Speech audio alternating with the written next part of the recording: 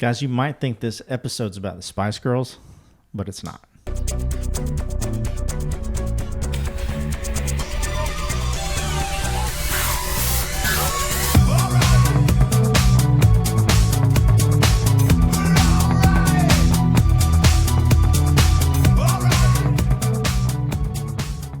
Hey guys, welcome to Brokerpreneur Podcast. I am Dr. Ben Spears, the king of flow. Matt loves ambassador, guys. So it's just like, you know, when I say king, I see it just little like, I don't know, man. Get that head drop. Yeah. I'm here with the big guy, as always, Matt Vi. How's it going, Matt? I'm doing fantastic, Ben. How about you? I'm doing absolutely King of flow. Spectacular. Right? I know you don't like to call me Your Highness. I've been asking him to call me Your Royal Highness. It's not working out. Royal Hiney, maybe. Yeah, exactly. That's such a nice way of saying it. Yeah. So, Matt, you know, today, you know, well, I'll quote the Spice Girls. Yeah? So tell me what you want, what you really, really want. I'll tell you what I want. What I really, really want. And then a bunch of other words that I'm not really sure, but they go kind of fast. That's a little bit kind of like what we're talking about today. Really?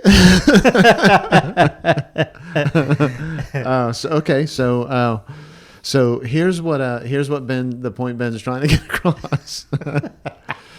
I just don't sing Spice Girls, man. So what does a manager, a broker, an owner really want when they're recruiting?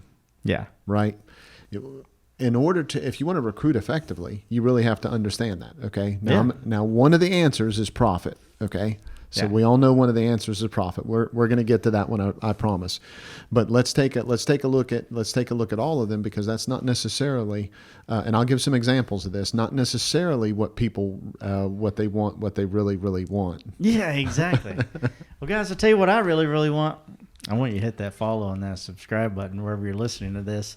Also, go to Brokerpreneur Podcast and sign up for our weekly newsletter, where we just send you a whole bunch of recruiting love every single Friday, trying to just pack as much value into your recruiting lives as we possibly can in between episodes. So, we talked to a lot of people, Matt. Yep. And, you know, everything that one person wants versus everything that another broker wants is almost always different to some right. extent. It's in a realm, right? Nobody's like, well, you know, I want to be the next Tiger King. Right. Right. Never had that one yet. Right. Yeah. But we did do a survey a while back. Do you remember that? Which Netflix agent are you? One was Scooby-Doo, one was Tiger King, one was Ozark, and I forget what the other one was. Yeah, that was a good guys. You know, let us know. You know, if you're watching. You know, depending on where you're watching this, some platforms don't allow comments, but you know, the whatever platform, if it's on comments, like, hey, you want to take that quiz, you want to see some of those funny things kind of come back, let us know. We'll put some of those together and put those out there for you. I think nobody wanted to be Tiger King. I think everybody was afraid that I loaded the answers so that everybody was going to be Tiger King. Yeah, well, you know, they're doing a. Oh yeah. You know, and it's not like a documentary. It's a, you know, like, what would you call it? A film, right? You know, or a series, a limited time series, we'll say about that whole thing, other than just, you know, the documentary that came out before. But. Yeah, that was right here in Tampa too, by the way, right? Oh yeah, it's right. Yeah. It's right around the corner. Right around the corner. Yep, absolutely. So, Matt. Yep. There are those variables that are different. Right. Let's ask our listeners. Do you know what yours are? And you're going to give us 5 examples. One of them, we've already spoiled it. Right. It's going to be profit, guys. Right. We're saving that one till the end. I'm just going to let you know. We're saving that one till the end. Because I don't want you to be like, yep, mine's profit. Right. See you later. Right. Right. Talk to us about the first one, and that is all about validation.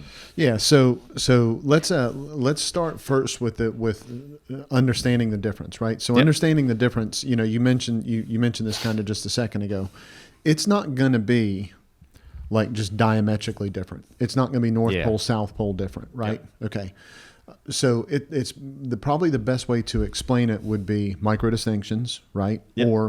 or just some basic dynamic differences. A little bit of what's going on is what, right? I have to have this because I have to have that.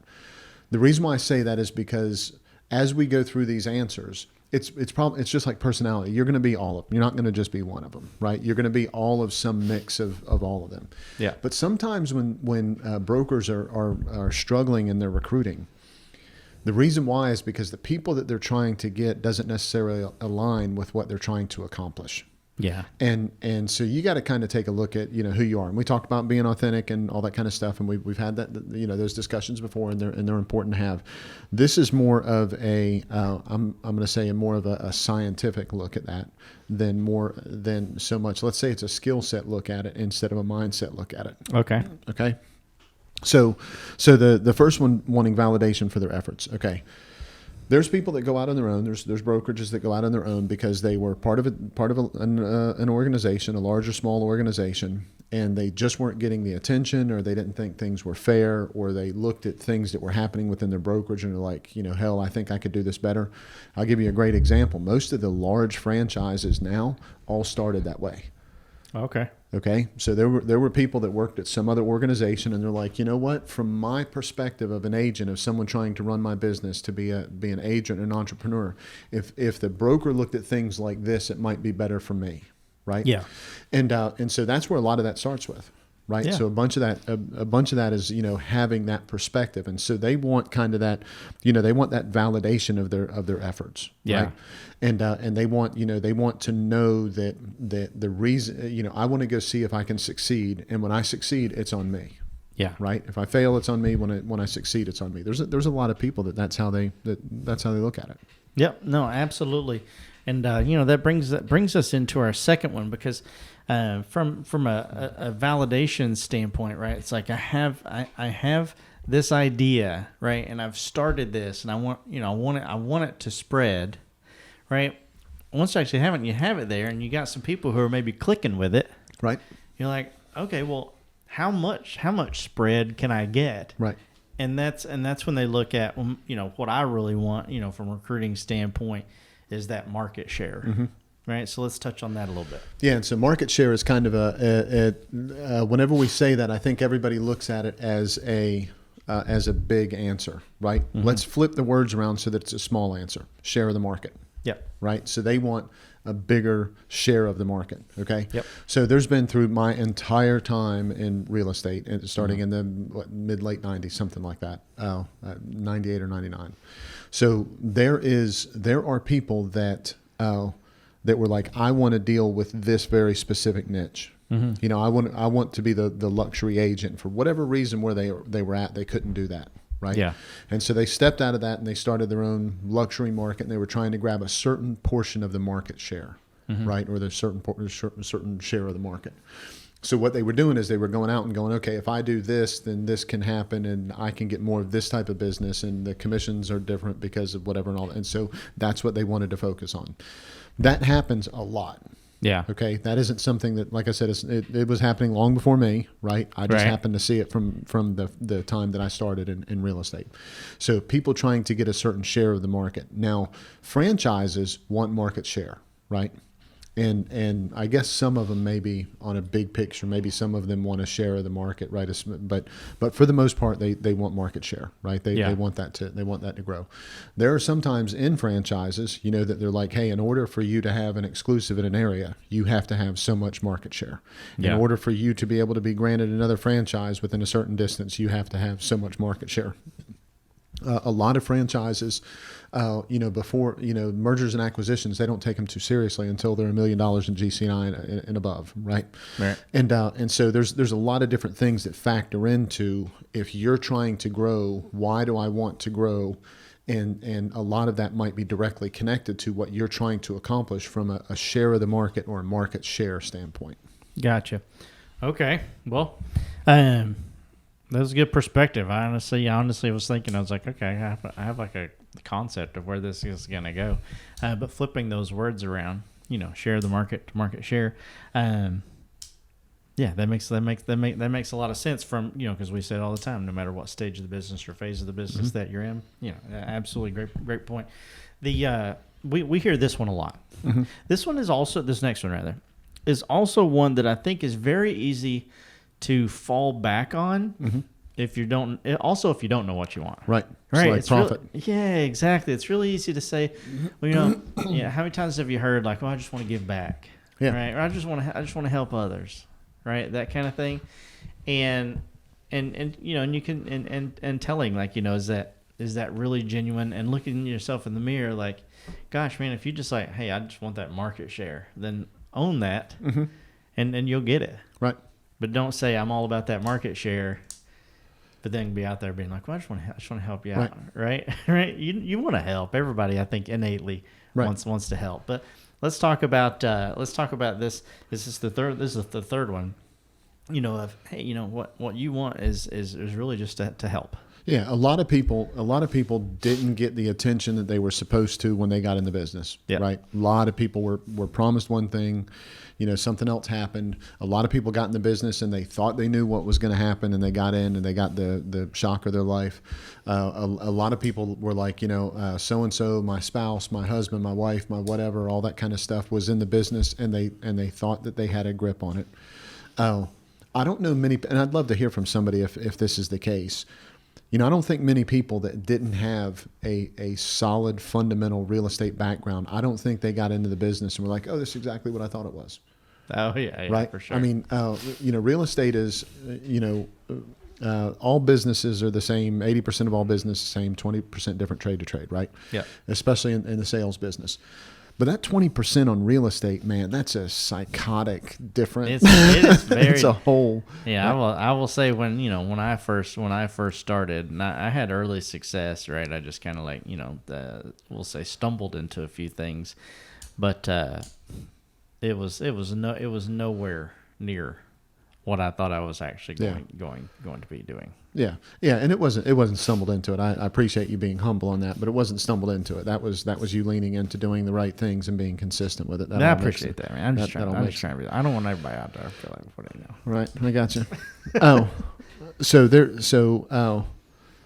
Honestly, the big thing is, taking a serious look at what it is that they wanted to do in relation to growing their business when they got started. They just want to help. They want other people to not have to go through what they went through, all that kind of stuff. I love it, and I honestly think that there are some people that is part of their reason. Yeah. I don't know that anybody that's their whole reason, and this is why I say that, okay? You can help your ass off in another brokerage. You can go in there and all the help you want to give, you can, right? You're not in charge of all the decisions, but you can still help at like this ridiculously high level with a bunch of people, and then not have to worry about the other crap that keeps you from doing what? Helping people. Yeah. So whenever people say that they open their own brokerage because they wanted to help, I love that because that's part of the reason. But be honest with yourself, that isn't the entire reason. Try to figure out the other components of it. Hey guys, this podcast is powered by Prospect Boomerang. We all know broker owners struggle with profitability. Prospect Boomerang compounds your profits by recruiting the best agents to your brokerage. For consistent growth, visit prospectboomerang.com. Yeah, and you can, and all of these things, you can look at different aspects of your life and just see if that's congruent, right? Like if you're like, man, whenever I'm not at my brokerage, I'm always like at the soup kitchen. Yeah. Right. Or I'm always, folding clothes at Salvation Army or something. Like, I don't know. Right. Like if that's your person, like if that's who you are as a person rather, and you're like, man, I just want to help. Then man, like, as Matt says, go get them, Tiger. Right. Cause that's who you are. But all five of these, I would challenge you to look at yourself outside of your brokerage, because each one of these five things is going to be congruent with how you live your life, right? Away from your business as well. Yep. Let's go to number 4, and this one, I like this one. Right, mm-hmm. This one's a big one for me. I'm just I'm kind of competitive, that kind of thing. But number 4 is just like you just want to see what you can accomplish, right, and. I wake up every morning like looking for some kind of challenge or something that I can be like, give me a checklist or something. Right. give me something that I can, finish the day and say, look what I did. And, this would take somebody else a month. Right. Right. So let's talk about that. Yeah. So, and I'm not that way. Right. So this one would probably, it's absolutely it's in the running with all of them. It's a piece of it. Yep. But for me, this one just isn't that much, right? You know, Yep. I'm somebody that believes that people are outwardly competitive or inwardly competitive, and it takes both of those to be the other, right? So they're not exclusive, but outwardly competitive people, yeah, man, they want to see what they can accomplish, right? Yeah. They want to go head to head and compare it with somebody else and all that kind of stuff and everything. That was never a driving motivator with me, right? I mean, that was never so I something. beat you at everything, man. Okay. So the one thing that I would say about that is, you know, as you're taking a look at what you're trying to accomplish with yourself and what you're trying to accomplish with your business, if you really are competing with other people, pay attention to the metrics that you're competing with other people with. Okay, because this is a dangerous one. Yeah. Right. So and let me give you, because I'm trying to give an example through all of these. Okay. Please. So, like if you're someone that is somebody that just likes to help people, right? You just want to be supportive. You want people to not have to go through the trouble you went through whenever you got into the business, Yeah. right? And then every time you pick your head up, you compare yourself to other brokerages that's not what their main concern is. Yeah. Their main concern is market share. Right. Or their main concern is profitability above everything else, or their main concern is, you know, whatever else it is, right? Them getting the recognition because they, you know, didn't get enough of it at the brokerage they were with, right? Yeah. Whatever that factor is, whatever that situation is, if that's who you are and that's what you're competing at, I love it, but keep your head down and compete at that. Yeah. Don't pick your head up every now and again and go, oh my gosh, that company is doing that now and I don't like it, and that company's doing that and that sucks because I'm not doing it, and that company's not doing that. And then you go back to being who you are and competing with yourself or what it is that you were trying to accomplish, and then you pick your head back up and go, oh my gosh, look at where that company is now, and oh my gosh, look at what's happening there, and oh my gosh, look what's happening there. All that's going to do is it's going to make you miserable, right? Yeah. It's going to make you upset all the time. It's going to make you doubt what you're doing. It's going to, all of that. Okay. Yep. Pick what it is that you're going to focus on it. And if what motivates you is to compete with other people, then hell yes, do that. Yeah. Right. But don't be somebody that doesn't really enjoy competing with other people and wants everyone to win and wants to help out. And then when you pick your head up, say that company got more market share than me, you know, why am I not so good anymore? Right. Yeah. You got to stick with to what it is that you thought you were trying to accomplish, and quit comparing yourself with everybody else. Yeah. I'm not even going to transition to the last one. It's profit. Matt, go ahead. Everybody wants to talk about it, and everybody Absolutely. wants to hear it. So go ahead. It's profit. Yeah. So we all know profit's in there, right? Yeah.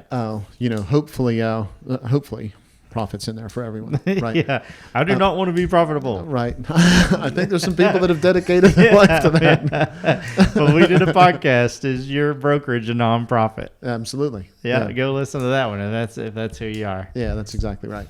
So absolutely, profits is going to fit in there, right? Is profits number one? This is what I'd encourage everybody to do. Take a close look at it.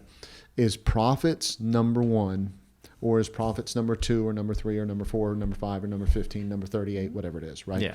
Where is it? Big picture for you in your life. Where does that stack up? Yeah. Okay. And you gave a great way of looking at it just a second ago. You said take a look at everything else in your life, right? Yeah. If you don't measure the rest of your life with profit, Yeah. right? Don't do it in your business. Don't do it singularly in your business, right?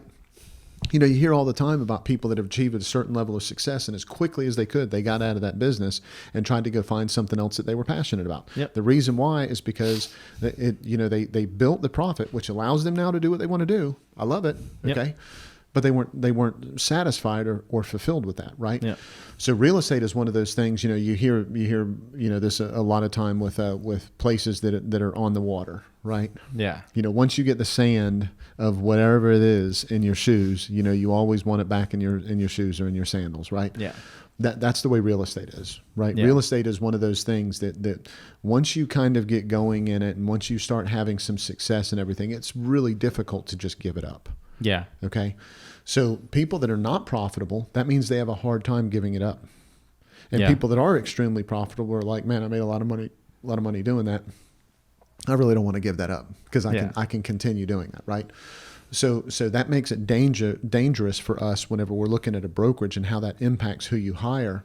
That's dangerous if we don't prioritize profit the right way. Yeah. Because then you end up not being authentically who you are in some of the other things that you're doing.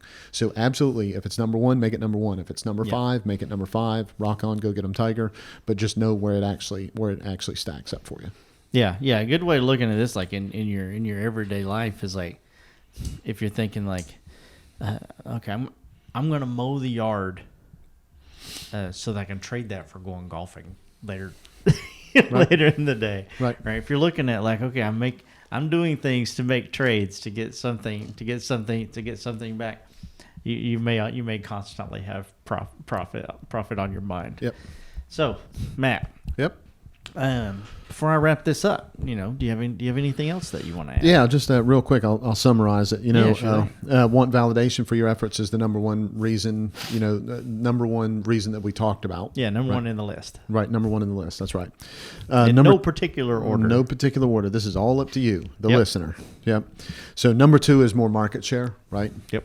Number three is that you want to help. Right. That's you for whatever reason you didn't get help or you love it that somebody else helped you and you just want to give back. Number four is you want to see what you want to accomplish. Right. What can I do? How far can I go? How big can I get? Right. Yep. And number five is profits, the dough. Right. The money. Yes. Okay.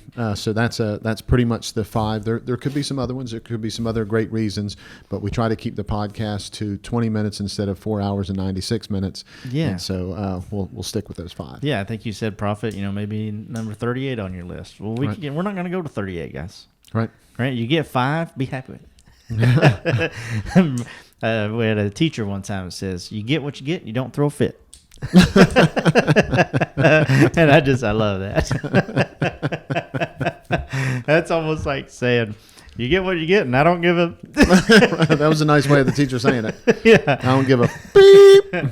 But guys, before we get to the action item, I'm going to throw one little extra thing here in the outro that I don't usually throw. We have a LinkedIn group for our brokerpreneur guests and listeners to go and mastermind and talk about recruiting. So go to LinkedIn, and in the search bar up at the top, just type in Brokerpreneur Mastermind. BROKERPENEUR podcast. PODCAST.com. Yeah, okay, something like that. But I think you missed the R, and I think it's Go back and check it, brother. Brokepreneur. There's a preneur. But anyway, go to Brokerpreneur Mastermind at LinkedIn and ask to be joined in the group, and I'm going to let you in. Right? This is we're all about community here. So if you're listening to this on iTunes, Spotify, Stitcher, Deezer, any of those platforms, make sure you hit that follow button. If you're watching us on YouTube, or if you're not, man, go to YouTube and hit that subscribe button. We can have conversations in the comments there as well. So hit that bell right beside it. Get notified every time we drop a new episode. There's no better time than the present than to go to prospectboomerang.com. Check out all the cool things that Matt and I have in our company to help you grow your brokerage no matter what phase or stage of the business that you are in. Matt. Benny. Hit me with an action item. So if you had a rich uncle, and here's the deal, you get $100 million. Sweet. If you run a successful real estate brokerage. Yeah. But you have to define before you begin what is a successful real estate brokerage. Yeah. What would that be? Because what I did is I effectively took profit out of it. Yeah. Yeah, that's why we did that. I was just going to say, it was a jar of gummy bears at everybody's desk. Right. Right. Well, maybe that's it. That's my thing. It was number 6 was gummy bears, but we only did 5. Right. So $100 million from an uncle. What is it that would be a successful brokerage? Yeah, guys, take a deep look into that. And, we take a deep look into a lot of different things, a lot of times 3 deep. Right. Right. And we do that for one reason and one reason alone. Tell them why that is, Matt. Because we want them to have jars full of gummy bears. That is 100. I'm not even going to let you finish it. Until we want to be part of their win.